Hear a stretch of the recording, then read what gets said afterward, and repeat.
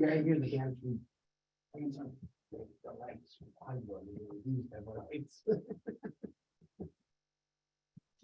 Okay, we are up to the new parak, the sixth parak, Hanodim Namavushal. I just want to quickly review what we learned yesterday. And yes, I'm sorry, we started the first parak after the second daf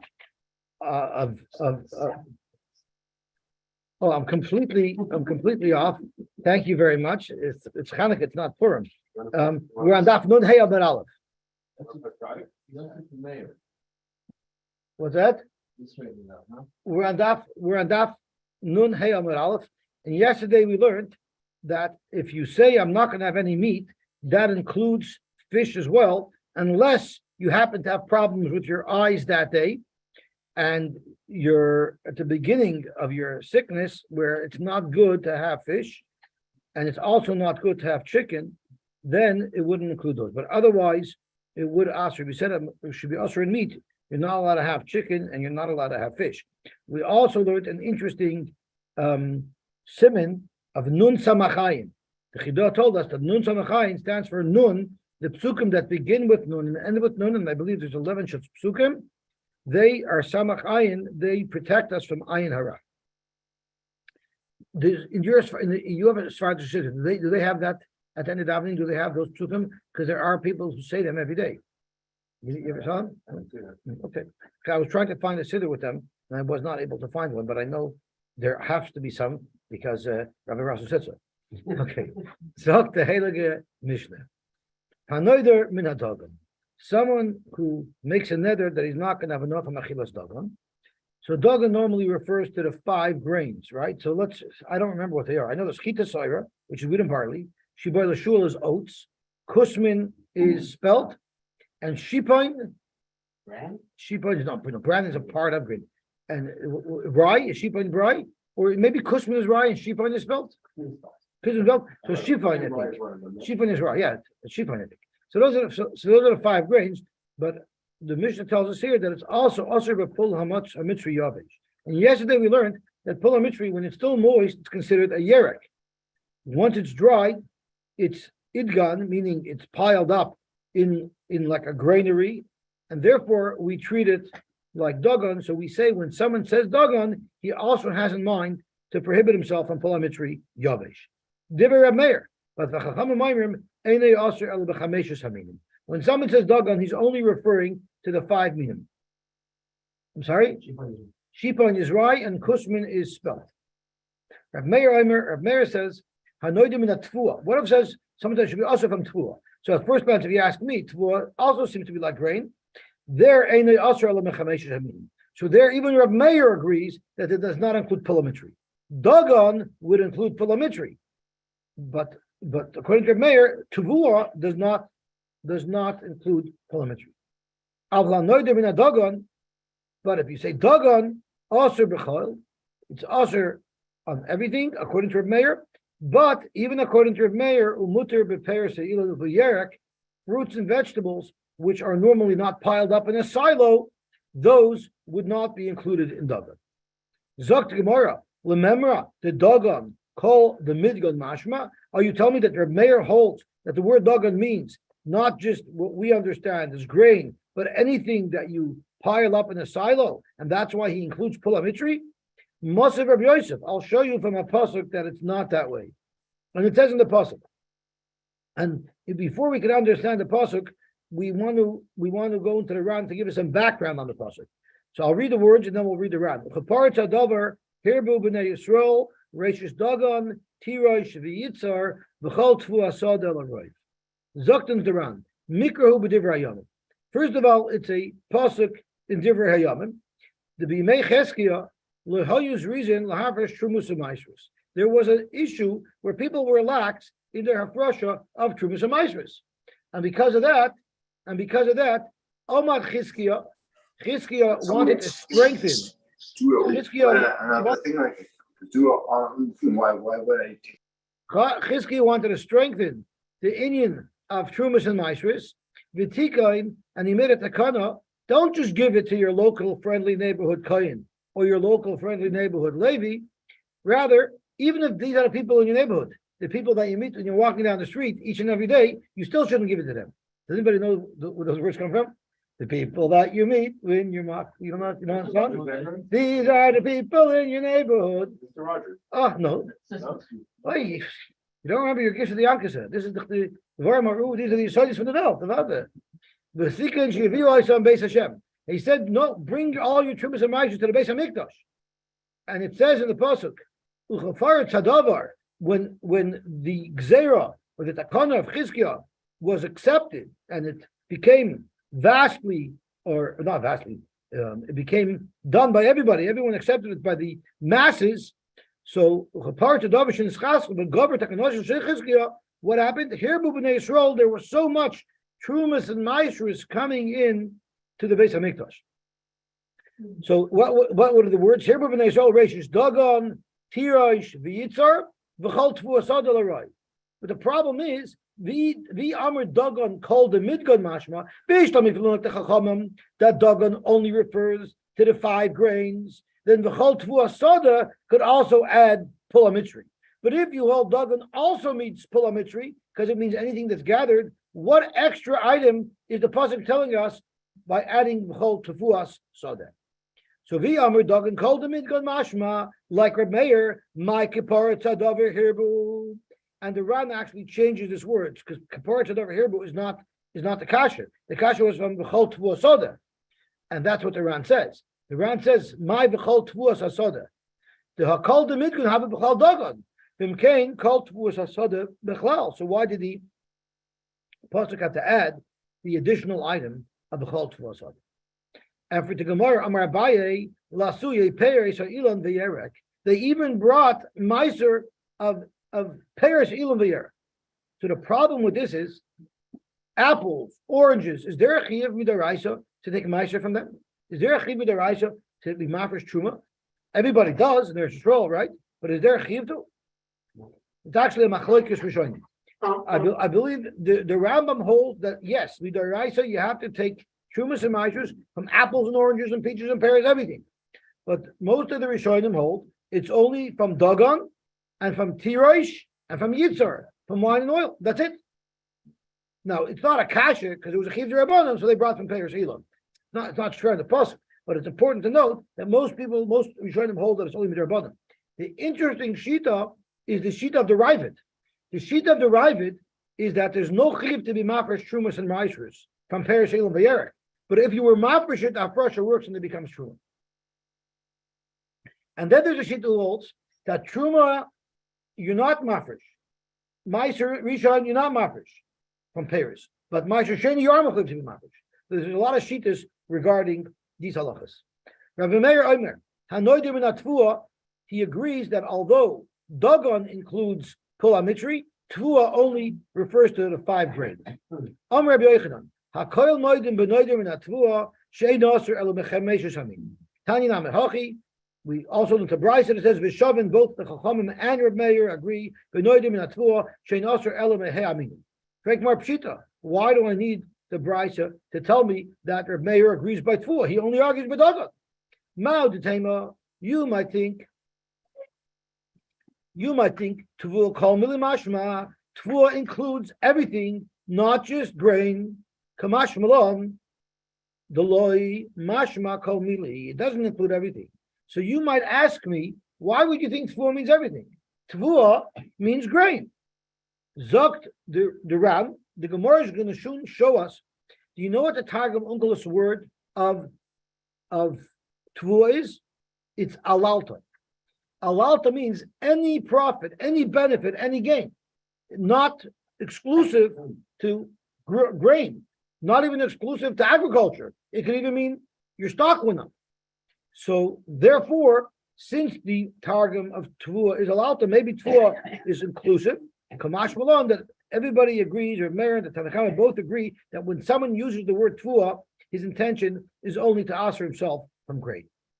Moshe Rabbi Yosef, if you're going to tell me that Tvua only means grain, we just had a pasuk l'chapar tzadavar here b'nei Yisrael, and it said chol Tvua hasada, and we said that that's referring to peres elon. So you see, Tvua is referring to peres elon v'yerek, not just a grain. Amarava Tvua lachud, Tvua hasada lachud. When you say Tvua Yes, that means grain. But Tvua Sada is more inclusive, and it also includes pairs. Bar Mar Shmuel, the son of Mar Shmuel, I'm not sure why the Gemara doesn't share his name with us. If anybody has any notes in their Gemara about it, I'd love to hear. Bar Mar Shmuel, the son of Shmuel, was dying, and in his will, the Mefarish tells us, in his will, Tziva B'Tzava Osoi, in his will, he said, the Lisnun Tleiser Alfe Zuze L'Rava, he should give 13,000 zuzim to Rava. I'm sure his children were delighted to have to give away part of the Yerusha that they were going to get from their father. Min alalta, from the alalta of Nahar Panya. Shalcha, so what happened is Rava wanted to collect on it, but he didn't know which of the assets of Bar Mar Shmuel are considered the elilta, because when we went to the children and said, you owe me 13,000, they told him to go straight to elilta. So because of that, he needed to find this elilta. Somebody asked, when someone's in Gehenna, where do they tell you to go? Like if someone's in Gehenna, they go to El. Right? Well, if you're in Gehenna, where do you tell them? I'm not sure. So they told him to go straight to elilta, but he needed to know where he can collect from of Nahar Panya. So apparently, Bar Mar Shmuel had assets in different places, and he was saying you're going to get from the Harpanya. So Sholcha Rabba l'kamed Rabbi Yosef. Rabba sent a letter to Rabbi Yosef. Rava, sent a letter to Rabbi Yosef to ask him what is elilta. Elilta hechem mikri, which seems like it's a very broad question. What's the pasha to touch of elilta? Rabbi Yosef masnisani, it's a mishnah. Our mishnah says v'shavin b'noidim minatfua she'ein aser ela mechameshes aminin. So we know that the targum of tvua is elilta. And our Mishnah says that when someone uses the word tvua, which is the same as elilta, he only means chameshes aminin. So you cannot take from any assets. You can only take from grain that Bar Mar Shmuel left over. Amar le Abaye told Rabbi Yosef, before you send this letter out to Rava, Zokta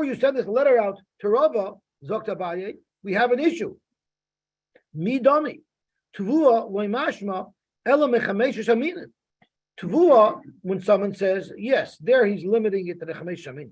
But elilta, when someone says elilta, kol mili mashma, he means any type of profits or gains that he has. And don't limit elilta to mean only what tvua means. People have different definitions of words. They have different intentions when they say different words. So because of that, Rabbi Yosef accepted Abaye's comments. And when he responded to Rava, ahadru l'kamei de Rava, he sent back to Rava. Omar, so Rava sent back, that wasn't my question. It was his question, actually, but that wasn't my question. I knew that. This is what I was asking. Schar boten, I know part of the assets of Bar Mar Shmuel was he owned real estate, he owned properties, and he leased them out. So those lease payments, uschar sefinois, or the lease payments that he got for ships that he owned, that he rented out, would that be elilta? Mi arminon, even the pachson, lav elilta. Elilta means pure profit without any cost. But we know that if you rent out property or a ship, there's wear and tear. So it's not pure profit. Some of the income actually is just making up for your losses of depreciation. Since the depreciation is minimal, elilta, we consider those payments as elilta, and therefore I'm allowed to collect from there. So let me ask you a question. If you went to ask a Rav, what's muksa? And he tells you what muksa is. I didn't mean that. I meant to ask on this specific device is a muksa. So the Rav said, so then tell me your shayla, not for a shayla, right? So Rabbi Yosef got upset at Rava. What are you hacking me at shayla? So he said, Amru Rabbanon, Kamei de Rabbi Yosef. So when they sent back the letter of Rava to Rabbi Yosef to ask him this question, Rabbi Yosef says, if he's such a smart guy that he knows what elilta is, if you know everything, you don't need us, so why would you send me a shayla? We don't see that Rabbi Yosef answered the shayla, but we see that Rabbi Yosef was upset at Rava for not asking. So there's a shayla of what he did wrong. Most can learn is that when you send a shayla, you have to send it with clarity. Don't ask some general question and expect the Rav to know exactly what you're talking about. So Ikbad Rabbi Yosef. Rabbi Yosef was makbid. He was upset with Rava. Shama Rava. Rava heard that his Rabbi Yosef was upset with him. the Mala Yom Kippur. He came to him on Erev Yom Kippur. Clearly, he wanted to make amends. What's up? It's Mala Yom Kippur. We had a story once in the Gemara with Rav, who there was a butcher who was disrespectful to him, and Rav very much wanted before Yom Kippur that the butcher should ask Mechila, so the butcher shouldn't have a kittrig on him. So Rav was going to the butcher, and somebody asked Rav, "Where are you going?" He said, "I'm going to the butcher. I want to show myself in front of him. Maybe if he bumps into me, he'll want to ask Mechila." So the butcher looks up and sees Rav standing there, says, "Can I help you?" And Rav says, "I thought maybe you want to ask Mechila." And he said, "No, thanks." And he took his axe and he was smashing his meat, cutting a piece of meat, and the bone flew out of the meat that he cut, hit him in the head and killed him. So why? Because it was a huge kittrik. I actually missed part of the story. When Rav met this person says you're going to end up killing him because he's not going to ask you Mechila. So a guy dies because he doesn't ask Mechila. So there's a famous child they asked. We know that Beinim are wait between Rosh Hashanah and Kippur, and by doing tshuva, it makes it that there should be less averis, and then you can be nechtam l'chaim. Why isn't the option to do more mitzvahs? Why do you have to do tshuva on theirs? But why can't you go that way? So they answer.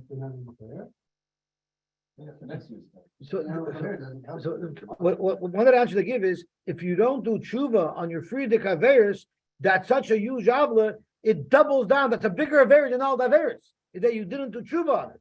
So therefore, if someone doesn't ask Mechila, it's a huge kittrig. And that's why Rav wanted to go. And of course, that's why Rav came. Before Yom Kippur, it's such a huge kittrig that you have to do tshuva. So there's many different... You were even better off not going. What? In Rav's case. Yeah, but Rav was sure that the person would ask Mechila. So anyway, so Rav wanted to make amends. So what happened? This is an unbelievable story. Ashkechel Shamei, Rava encountered the shamis of Rabbi Yosef. Remember, Rabbi Yosef couldn't see. So he encountered the shamis of Rabbi Yosef, he was diluting wine. So he would mix 2 parts of wine, 2 parts of water with 1 part of wine. So the typical wine content in their wine was 33 1/3%. Amarle, Rava said, Havli, he told the shamash, you know what? Let me take over. Sit, relax for a couple of minutes. I want to do your job. The Amziglei, I know. I want to do it. So Rava Kubi came from Poland.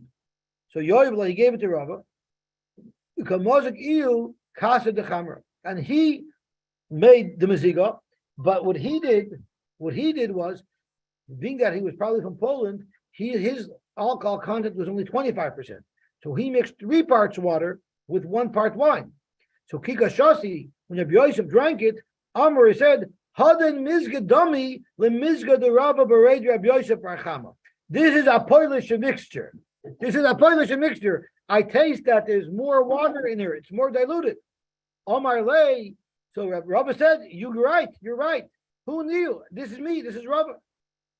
Omar lay. So Rabbi Yosef said, someone told me, Avram told me this morning, that it says that Loit left me kedem.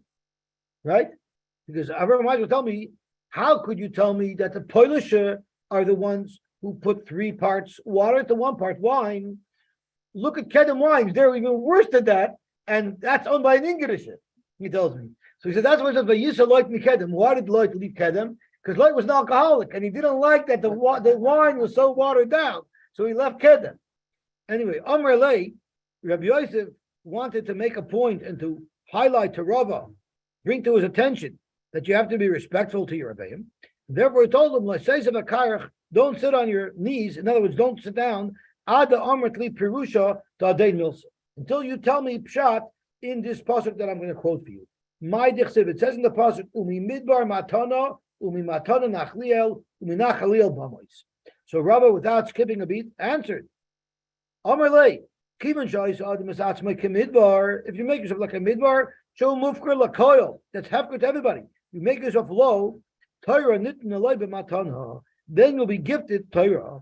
Shenemer umin bidbar matana. V'chiven shenitin alay b'matana. Once you got Torah b'matana, nachlukel. Now you have the nachla of the Rebbeinu Shlodim. You have the Torah. Shenemer umin matana nachliel. V'chiven shenachlukel. Once you were noichel, once you were able to inherit and acquire godliness, now you rise up like a rocket ship to godless. So before we go weiter, so Rabbi Yosef was trying to impart on Rava, listen to what you're saying. And then and if you're a Balgaiva, once you're at the point where you're a big Talmid Chacham, then HaKadosh Baruch Hu mashpiloi. Hashem will bring you right back down. From the Bamais, you'll go to the valley. You'll be buried under the ground. But if you do tshuva, HaKadosh Baruch Hu makbiyoi. I'm not going to turn over yet, even though we're mamish in the middle of a phrase, because I want to make a couple of comments on this. First of all, why do we say midbar? What's wrong with the earth of your backyard? That's also pretty low, right? It says, so Chaim Fier wanted to say, your backyard is not mufkar. You don't let anybody walk in. The midbar is like totally bottled. Anybody can come in. But Rabbi Grazer said over from somebody that a midbar is sand. Nothing grows in sand. While in your backyard you have earth something grows in. So you have to make yourself lower than earth, which even though it has nothing, it has potential. You have to consider yourself like a midbar. Like it says by Avram Avinu, Vanoichi Ofar ve'efer. What's the Ofar ve'efer? Ofar means earth. Earth is nothing, but it has a future. You could make it into bricks, you could do construction with it, you can plant with it, right? Aether is a has-been. It's been unbelievable, but now it's ashes, it's burnt down. Avram was saying, I have no past and no future. I'm a has-been that never was, right? That's what Avram Avinu was saying. I once met a man who was depressed, and he told me, Yossi, I'm a has-been that never was.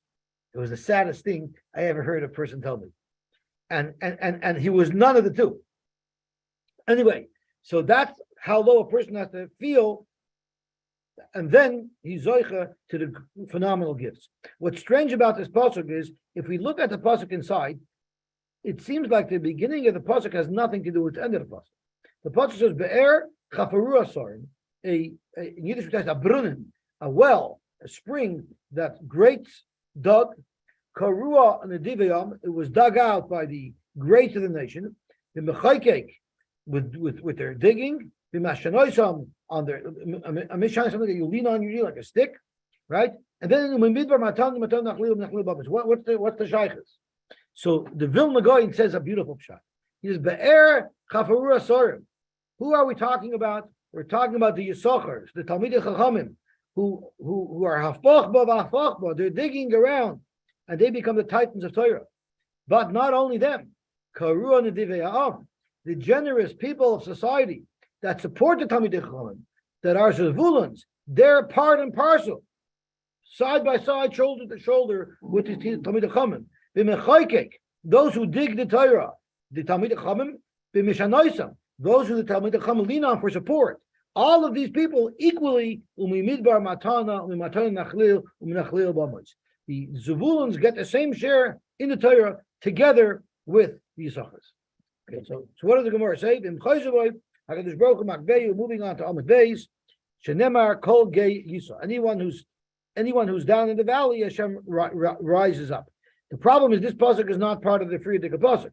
Zoktiran Apagab Dleksiv Gab a high kra Uminachlil Bamis. It's not there. The pasuk of Uminachlil Bamis is in the Torah. Bahai bin Neviim, and this pasuk quoted is in Neviim.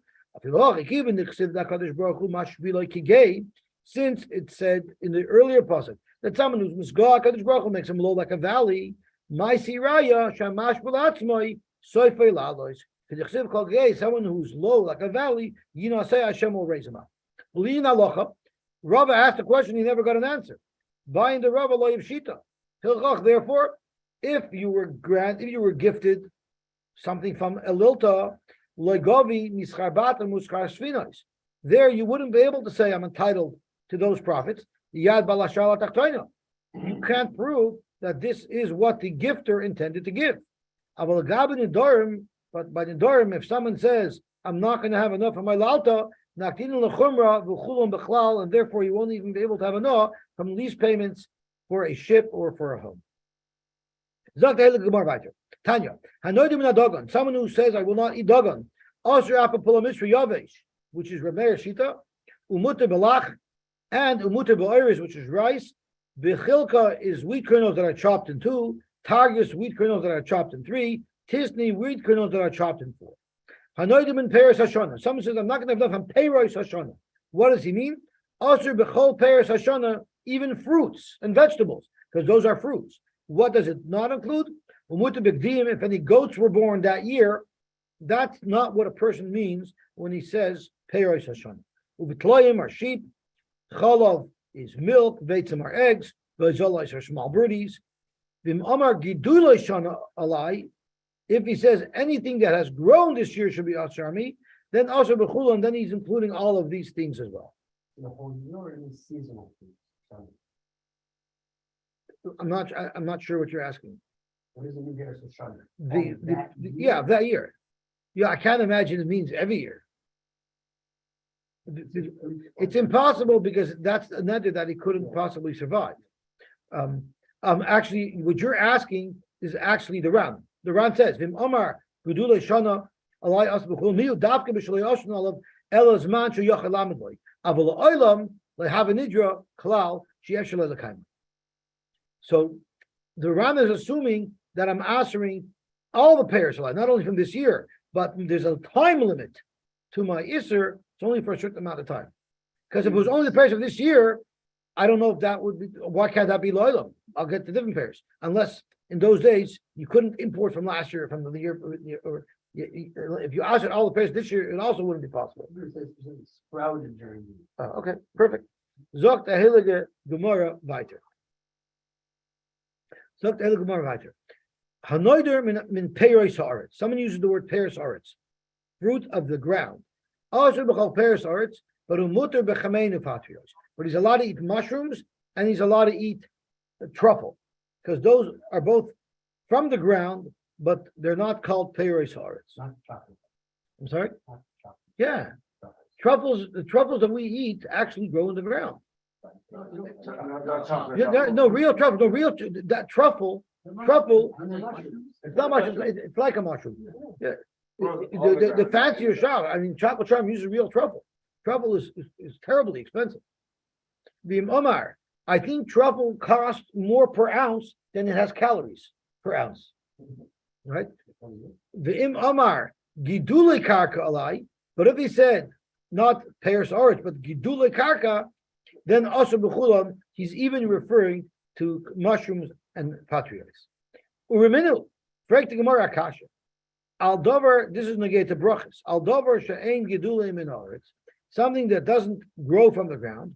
Oimer shehakol niye b'vorei, you say shehakol niye b'vorei. Utanya, and we learned al hamelach val hazomis, salt and salt water. Val chameinu patrios, oimer shehakol niye b'vorei. So clearly, this bride is saying that chamein and patrios are not gedulei min haaretz. So how could you say, if you say Gidula Karka, it includes the Isser, Kamenu Patriois, you see clearly that it's not considered Gidula Min Haaretz. Amar Abaye, Zok Abaye, Mirbu Ravu Me'ara. They do grow from the ground, that's where they're found. But Meinak Me'avira Yanki, V'loy Me'ara. They're not drawing nourishment from the ground, they draw that from the air around them. Yes, their location happens to be the ground, but it's not the ground that's nourishing them. Practically more, that doesn't help me. It says that Kamein and Patrios are Gidulim in Aretz, which means it seems to say that they are Yoinik. No, we'll change the Lashon HaBraisa. Tani al davar she'ein Yoinik min Aretz. Something that's not Yoinik min Aretz, there you say a shahakol, even if it might actually grow in the ground. So once again, if someone says Gidulim in Aretz, he does mean to include Kamein and Patrios, because we call that growing from the ground, because it's not because it's growing from the ground, but it's not called something that's nourishing from the ground. Here it says they grow from the moisture that rises from the ground, absorbing the moisture through the air. Wow. So even if they're not attached to the ground, but they could be on a piece of wood or utensil, they'll still grow, but they're getting it from the ground, from the air. You know the fancy gourmet mushrooms that you could buy on the supermarket, the really fancy different types of mushrooms? Do you know where they grow? I can tell you where they grow, at least a lot of them. they grow in a warehouse on Martin Ross. Because I once was called to do a service call there. And they have the huge industrial units, and they actually set up a massive tent that fills the entire unit, and they over humidify that tent, and there's mold growing from the wall, smelly, disgusting mold. And then they cut it off the wall and they put it in a package and they sell it to you for $20. I worked there with my own eyes. I thought I was going to die from mold poisoning because I was working in there. What? No, it wasn't a grow up. I know a grow up when I see one. Did you mention it to them? It's not healthy. What? Did you mention that it's not healthy? What do you mean? They sell it to all the supermarkets and people gobble it up. So that changed my It doesn't smell like this. that changed my attitude towards these things. No, I still do, no problem. I eat truffles too, even though their calorie count is higher than their cost, or vice versa. Zok more weiter. Hanoidur minaksus. Someone says, I will not wear clothing, he's got to move to a nudist resort. The halach is mutter besak, he could still wear sackcloth. Uber urea, he could wrap himself in a sheet or more like a curtain. Uber chamila is a curtain, but it's made out of a much thicker fabric. Amar kainim tzemer oila alai. What if someone says, I'm asking semer to come upon me? So what he means is that he's not going to wear woolen clothing. So therefore, mutter liaskasos begizit semer. He's allowed to take shearings of wool and put it on him because that's not clothing. A person, when he says it, only means by default, he means clothing. Pishtan oila alai. Once again, he only means to ask himself from wearing flax clothing, linen clothing. Therefore, mutter leskasos banitze pishtan. He's allowed to just put pieces of linen on him. Rabbi Yehuda, and it seems anitze and gize are not fabric, right? They're still pre-processed, right?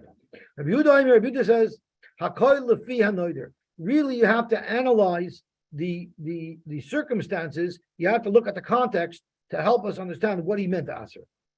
For instance, Tan. He was loaded up. He was a delivery guy for a pishtan store. So he was loaded up on the shoulder, a whole stack of pishtan. He was sweating by a reche kasher, and it smelled the hot pishtan. And he got so disgusted by it. He said, "Amar koinim semer upishtim oilo alai." I'm making another not to have pishtan or tzemer upon me. So there clearly, from the context, you see he wasn't concerned about wearing such clothing. It was schlepping it. So therefore, mutter liaskasos, he's of course still allowed to wear such clothing, but he's not allowed to use it, he's not allowed to load, he's not allowed to carry it. So from this Mishnah, the way the Ran is going to learn, the default is that you always mean clothing. Which means if you say koin and pisht and alai, you're for sure allowed to carry it in the box. It's only usher to wear. When do we say that it's usher to carry? That's only if there's clear indications that you mean you're asking yourself to carry. But the default is always that you're only answering it if you're wearing it as clothing, but not carrying it. According to the Ran, we're going to find a brisa soon that has a different opinion. Tanya, we learn. Someone who said they won't wear clothing. Mutter besaku b'yuriu b'chamila. Vaser b'punda is like a hollow money belt. Uviskaya is a big wide belt. Uviskurtia, which the Gemara is going to explain soon. There was some type of leather thing that people wore to protect it when they were working on leather. Ubit which was a cover that they wore over the sukurtaya. Vanpaya is a sock, but it could be not a fabric sock. It could be a fabric sock, but they also wore leather socks. Uplinaya, and it could also refer to plinaya, which is a sinner, which is like an apron. Umiklasayim, and like underpants. The koiva and a hat. Maya skurti. So all these things are not called a beged. Maya skurti. What is in the skurti? Amarabba Barachana Kisuna de Tzalo, which the Ran says Malbus Shalor. I'm sorry, which the Mefarish says Malbus Shalor. It's something that they wore, I believe, when they were working on leather. I think someone says that. Someone says it. Right. So I didn't make that up. Leather one. Okay. Zok to Gemara. Tanya, we learned. Yoitim b'sak ava. You're allowed to go up with a very thick sack material. Ubiskus ava. It's also not a very thick material.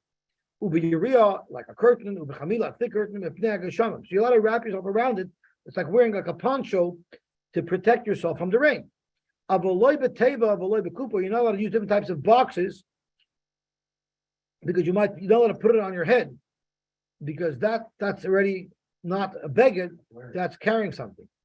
v'loy b'machzelas, and not with a mat over your head. Now the shaila is, remember before they had the shane coats, we grew up, they had those plastic hat covers with like an elastic around. It was actually made from the same material that they used to make the plastic pants for babies that they put over the diapers. It was the same type of idea, right? So the oilam feared that they wouldn't wear those on Shabbos if there was no error, it was carrying. So it's funny how depending on what society you're in, you have a different approach. So the modern Orthodox society who wear straw hats, they're abundant paskin on a straw hat, you're allowed to wear it because it's protecting you because the rain would normally go right through your straw hat. My Rebbe told me, because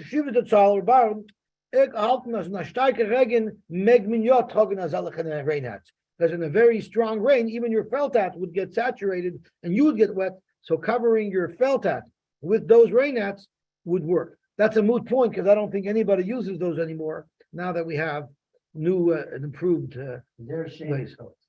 That's right. Okay, weiter.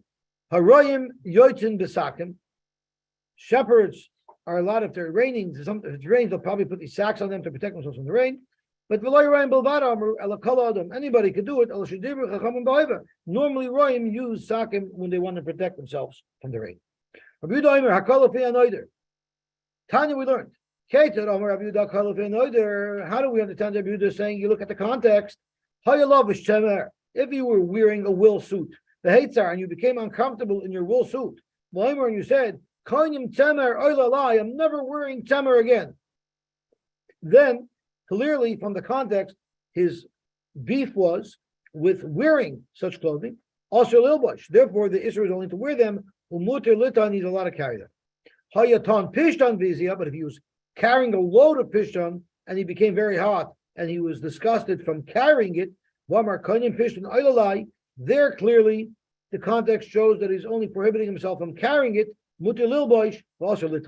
So from this brisa, the Ran learns that this is arguing on the Mishnah, because this brisa seems to say by default, without context proving one way or another, you're also side of wear and side of carry. If it was clear from the context that the problem was wearing it, then it only applies to wearing and you're allowed to carry. And if the context shows your problem is carrying it, then you're not allowed to carry, but you're allowed to wear. Our Mishnah seems to say, our Mishnah only illustrates context when it comes to carrying, which would indicate that by default, everything's usher, unless you specifically show your problem is carrying, and then I'm sorry, I mixed it up. The brisa means by default everything would be usher unless you see clearly the context is only for wearing, or you see context is only for carrying. But our Mishnah seems to say that by default you say it's only usher to wear and not to carry, and the only time you say that it's not usher to wear and usher to carry is when the context shows that's what you meant. But by default, it always means only wearing and not carrying. On the brisa, by default, it means both, and you need to have context to eliminate either one. Okay, we'll stop here. Be'ez Hashem, we'll be mamshech tomorrow. Shkoyach.